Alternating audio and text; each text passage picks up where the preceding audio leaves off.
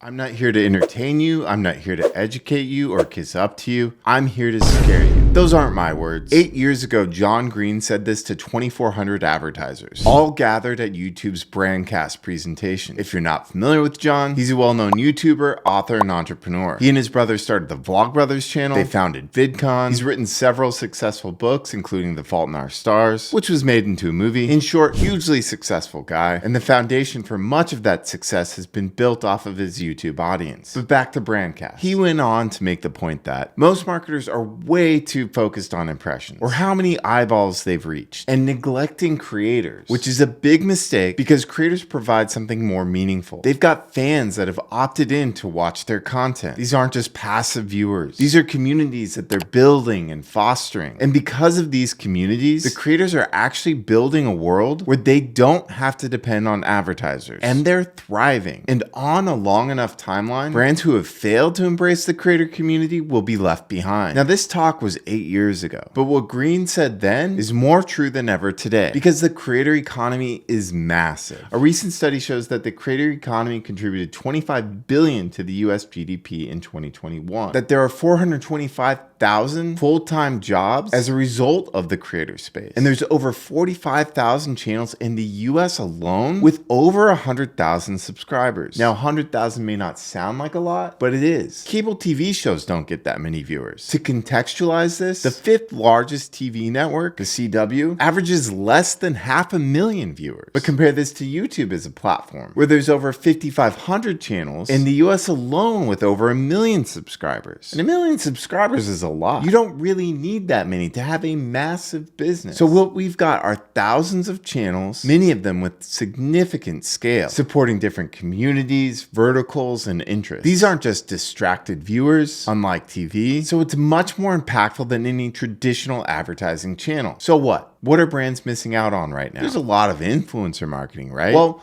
most brands are doing one-off partnerships. They're not really investing in these communities in a meaningful way. For creators, the work is unpredictable, and one-off partnerships aren't the best for creators or brands. Think about the influencers of 30 years ago. Athletes. How insane would it have been if Nike had sponsored Jordan for his first game and his first game alone? What's he going to do after that game? Gotta pay the bills. Is he gonna work with Adidas one game, Converse the next, Reebok the next? This is more or less what we're seeing with creators right now. And this one-off approach is time consuming and dilutes the credibility of both the brands and the creators. And creators are getting tired of it. And in response, creator businesses and brands are emerging. This is a huge trend that's not going away. Creators find content market fit, they build an audience, then they launch companies, and it's happening now more than ever because platforms are unreliable. Creators are seeing ad revenue decline and algorithms change. They're getting hip to the fact that they can't depend on TikTok or YouTube alone to make a living. And creating a product is easier than ever. In the past, it was all about product market fit. Producing a product was the hard part. Now that's become so turnkey. It's easier than ever to source products to manufacture and sell via Shopify and other tools. All this infrastructure is in place. Creators are also drawing inspiration from their peers. They see what folks like Logan Paul and KSI are doing with Prime. Launched just over a year ago, it's now the 6th largest sports drink. Recently replacing Coca-Cola's Body Armor is the official UFC sports drink and even getting a Super Bowl commercial. They've generated over 250 million in sales and just launched in the UK, where it's so popular you can't even find it on store shelves. And it's actually being resold on eBay. And it's not just the big creators doing this. You've got folks like Maxine the Corgi, whose owner didn't love the dog backpacks available, so decided to launch his own company, Little Chunk.